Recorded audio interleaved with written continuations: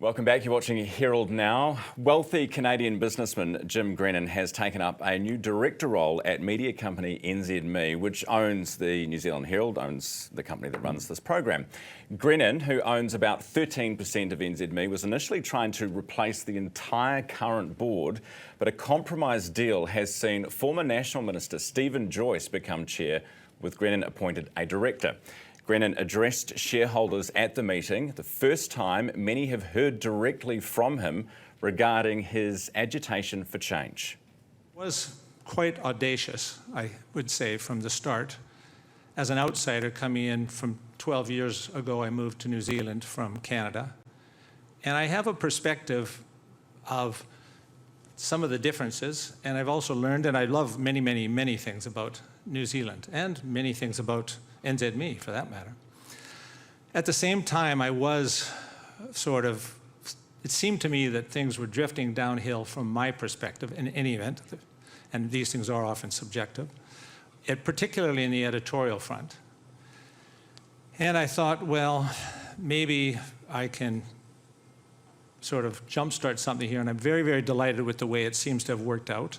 I'm looking forward to rolling up my sleeves here as well, and that I think the future is bright for New Zealand and NZME, and I would also like to suggest if the economy could just uptick itself a little bit on us, that would be a nice little boost as well.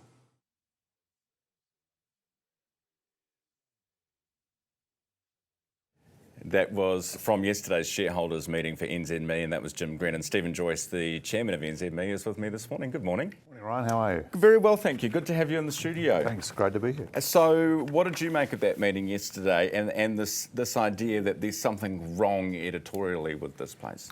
Well, firstly, I thought it was a good meeting, and I think we achieved our aim, which was to unify a bunch of passionate shareholders from different parts of the company together, and get a platform from which we can go forward again with confidence, and I'm pretty excited about that. There are a lot of journalists in this newsroom sitting behind us, yes, who will be worried about editorial independence. There's this new editorial board.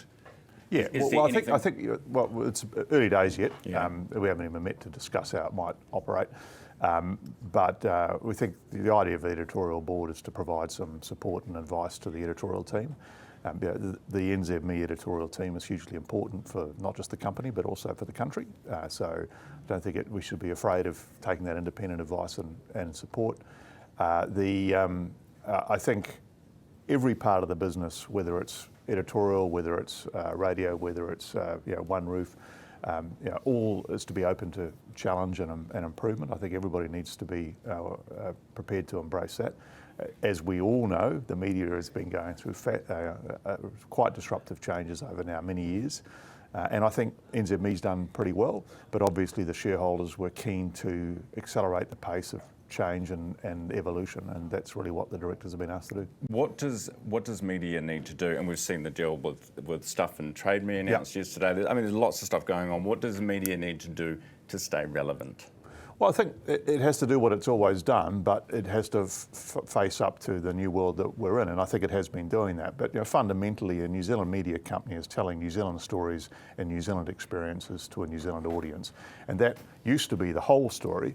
And now, of course, it's a niche in the overall wider media environment, and you've got your Facebooks and your Googles and so on. But interestingly, people are spending more and more time with the media, probably more time than any time in our history.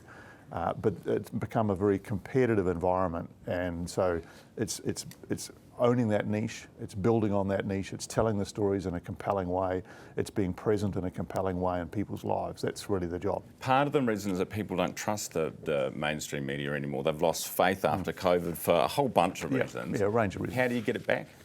You just got to work on it. It's just like everything else. Go to work every day and be true to the brand. And there's some great brands in this company, and some great people. So you got to do that. Go to work every day. Be true to the brand. Tell the stories honestly and fearlessly, and I think we'll do well. What does editorial independence mean?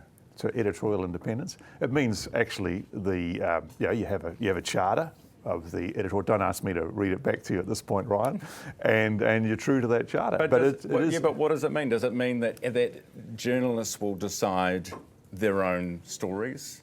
That there'll be no undue influence from anyone upstairs, downstairs? Well, there's always going to be an editorial policy. That's the key to it, isn't there? And that is decided by management and the board. You know, I've run radio companies. I've been involved in the media and journalism. I'm not a journalist myself for coming up 40 years. So there is always a bit of a tension between that independence and also having a direction. And I think we'll manage that well. Do we need more of a direction? I don't think it's a massive change in direction. If you talk to somebody like Jim Green, and they talk more about investing in the journalism and helping improve it, and I think that's exciting. All right. Well, good luck with your new job. Sounds like it'll be a busy one. I suspect so. Appreciate your time. That's Steven Joyce, who is the new chairman of NZME, of course, a former national minister as well. Just gone 6 away from 8.